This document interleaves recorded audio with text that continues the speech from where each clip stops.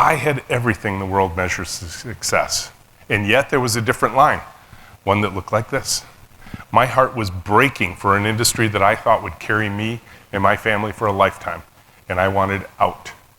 So how could it be that I had all this wonderful world success, and yet my heart was breaking? I was in a trough of disillusionment. What was going on? Well, if you know anything about software, and I'm sure all of you know something about software, the software teams often operate in chaos, don't they? I would go home after very long days. My wife would look at tired me. The cold dinner was in the microwave, and she'd say, "Honey, you look really tired. Did you get a lot done today?" And I realized, no, I'd gotten nothing done today. Absolutely nothing. Phones were ringing off the hook with problems, firefighting galores, meetings from one end of the day to the other, nothing done. And you know, if you operate in chaos for too long, bad things happen. Negative events occur.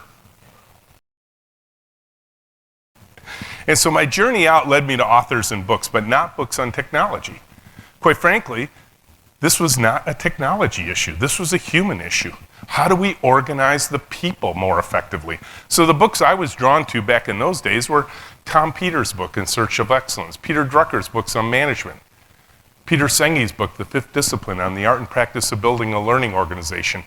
All of these books were telling me there was a better way of doing things than was customary. I was determined to find it. They didn't tell me how to get there, but they at least inspired me to believe there was a better way of doing things. And if we're going to get our corporate aircraft off the ground every day, we have to think as leaders, what are we going to do to get these forces in the right balance? What are some things we could do to lift human energy? Clarity. That's what I love about Lean. Lean is very clear about what the goals are. Giving people the ability to go to work and actually get meaningful things done. This is what was preventing me from experiencing human energy for a lot of my career. That we as leaders can, in fact, lift the human energy of our team and ultimately fly to heights and distances that were previously unimaginable, even by the people who founded things. All of you are building your lives on the shoulders of giants like Bob. And Bob built his life on the shoulders of giants of the people who came before him. Once we learn how to do these things, we can get our organizations to fly to heights and distances that were previously unimaginable. And so we get to learn more about our teams, and what we learn is what we've always known. It's what you guys talk about. I love this quote from John Naisbitt. What I love most about it is he wrote it in a book called Megatrends in 1982. And what does he say? That the most exciting breakthroughs of the century we're in right now are not going to occur because of technology, but because of an expanding concept of what it means to be human. You know this. Every Lean conference I go to, within the first 5 sentences, care for people, care for our humans. So how do we do it? How do we build a culture of joyful leadership? Number one, start with that purpose I talked about earlier. Again, big takeaway point. Write down these 2 questions. Who do we serve? What would delight look like for them? But when you work on your homework assignment in the coming days and weeks, I'm going to take the 3 standard stakeholders off the table. Your customers, your employees, and your shareholders. Of course you have to serve them. If you don't serve them, you'll go out of business. But it's still self-serving. The kind of purpose that pulls us through tough times is a purpose external to our organization. For us at Menlo, we chose a mission in our beginning days to end human suffering in the world as it relates to technology. Start with purpose. Value leadership over hierarchical authority.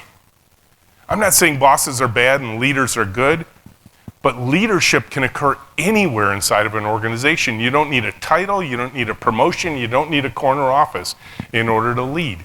You can lead from anywhere. Encourage that kind of leadership growth within your organization. Don't have people waiting for promotions before they can lead. Pursue systems thinking over bureaucratic thinking. This is not a hard crowd to share a message like this with. I bet in your hearts, you, like me, are all systems thinkers. Simple, repeatable, measurable, visible systems with short communication and feedback loops. When you're in conflict with another human, before you light into them, before you start making lots of complaints, ask them one simple question. Are you okay? Check in with the human first, long before you check in with your fellow employee or colleague. Figure out systems for caring for your team. Build an organization that learns every minute of every day. These are great opportunities to learn. You're going to be with your peers. But it can't be you only learn when you're here. You have to build learning into the system every minute of every day. There has to be learning all the time. Again, this is not a hard message to share with a lean community that focuses on things like kata and go to the gemba and PDCA processes. All of those things are about learning. They're not about checking. And ultimately become storytellers. I believe storytelling is one of the most fundamental arts of leadership. Storytelling is an art as old as human history. Stories are how communities, tribes, and nations have propelled themselves forward. Stories are captured at campfires and the anthems of nations, at the foot of totems. Every human tradition includes a strong storytelling tradition. Capture stories from the past, stories of pain, stories of success. Capture stories of the future, visions for where we want to go in an organization. Stories will always outperform graphs, bar charts, and Excel spreadsheets to lead people.